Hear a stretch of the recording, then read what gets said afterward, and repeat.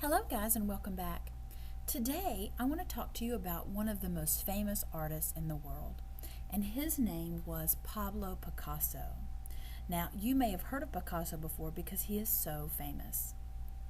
Now one thing that's cool about Picasso is that he didn't just become famous after he died, which happens a lot with artists. Their artworks don't sell while they're alive, nobody really knows who they are, and then after they die they become famous.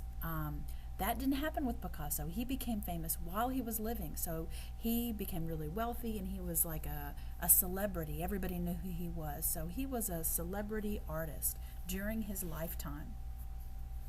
He is a Spanish artist. He was born in Spain and his father was an art teacher. So as Pablo was growing up, his father helped him learn how to draw and recognized how talented his son was, even at a very young age. Here is an example of one of Pablo Picasso's paintings, and he did this when he was only 16 years old. So this was a really talented guy, even as a young man. He went on, studied art in college, and then he moved to Paris, France.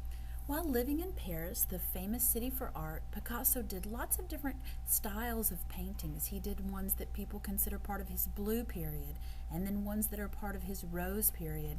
And then he went on to develop a new style of painting called Cubism, which he became super famous for, and these paintings have sold for lots of money.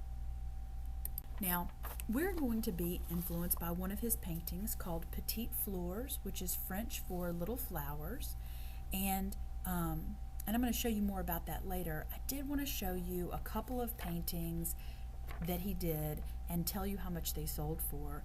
This one, called Dora Maar and a Cat, sold for $95 million in 2006. And here's another one before then, in 2004. This one, called Boy with a Pipe, sold for $104 million.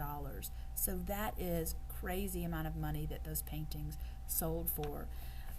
But again, even in his lifetime, Picasso was a multi-millionaire, superstar artist. So he was a rich and famous guy and the inventor of modern art. Now, let me show you how we're going to be inspired by him in the creation of our painting today. Okay guys, we've seen some artwork and learned a bit about the artist Pablo Picasso, and this is one of his paintings called Petite Fleurs, which is French for, I believe, little flowers. And I'm going to show you a way that we can create an artwork inspired by this artwork.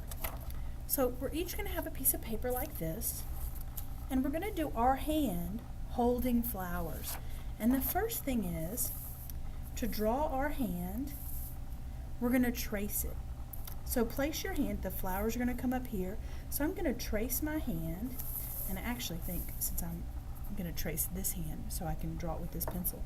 Now we are going to do it ultimately with black outlines, but to start off, we're going to do it with pencil so that so we don't get Sharpie on our hands. So I'm going to go ahead and trace this. And you just want to make sure to keep your hand still. And you just trace around all of your fingers. Take your time. Although it is pencil, so if you mess up, you can erase and try again. Okay, and so now I have that finished. Okay, so now that I have this drawn in pencil, and I think this looks good, I can go now and outline it with the Sharpie. And you could, so we're going to be painting today, you could paint this, but I think it'll be a lot easier to do this outline in Sharpie of my hand.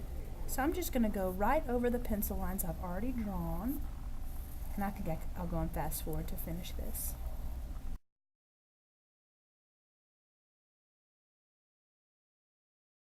Okay, so now I have my hand drawn, and really you could do two hands if you wanted to, and your hands are smaller than mine, so you might even be able to fit two hands on your paper and still have lots of room for flowers. But I'm just going to go with one hand, and now I'm ready to paint the flowers.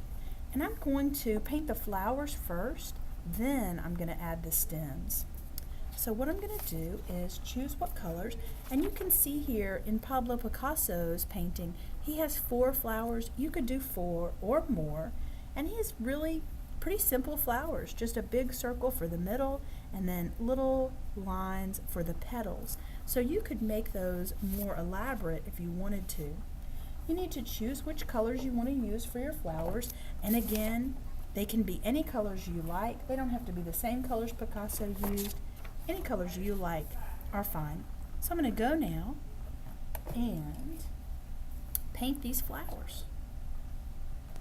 Okay guys, as I begin my painting, there are some tips I can give you, and many of these you will already know, so it's just review. Wash your brush before you switch colors so you don't contaminate your next color. And you can choose to do these flowers any colors you like. They don't even have to be real flower colors. Like, I don't think there are flowers that the inside is really blue like I'm doing there, or one that's red with blue petals. But you can be creative and paint your flowers in whatever colors you choose. I'm going in fast forward here, but in real life I did it and I was taking my time to paint carefully. So you want to take your time and paint carefully. Also, I didn't mention, but you guys know, and I just want to remind you, set up your paint so that you can share easily. You want to put them in between you and your partner so that you can both reach them. So, and I'm adding extra little petals, so you're welcome to paint your flowers differently than me or differently than Picasso. It's your choice. Now that I have my flowers painted, I'm ready to paint the stems to the flowers. And you can see that there are lots of stems here, and you see how skinny those are. This is a great opportunity for us to practice brush control. So I'm going to do my stems in green, and I'm going to dip into my paint and then do little skinny lines. And in Picasso's picture, he has many more stems than he does flowers. So you can do as many thin lines here as you can fit. So you don't have to do just 4. And they even come down. You can see some of them through the fingers. And they come down here. And there's even some of the stems that come up from the top. So you can see, if I barely press down on my brush, you can see down here, that I can get a very thin line. The more you press down on the brush, the thicker your line is going to be. Okay, so now I have my picture complete. The final thing I'm going to do, and you can even see where Picasso did this right down here, is he signed his name. And I'm going to use a Sharpie to do that. And I don't have quite enough room here, so I'm going to go ahead and put my signature. If you have room down here, put it down here.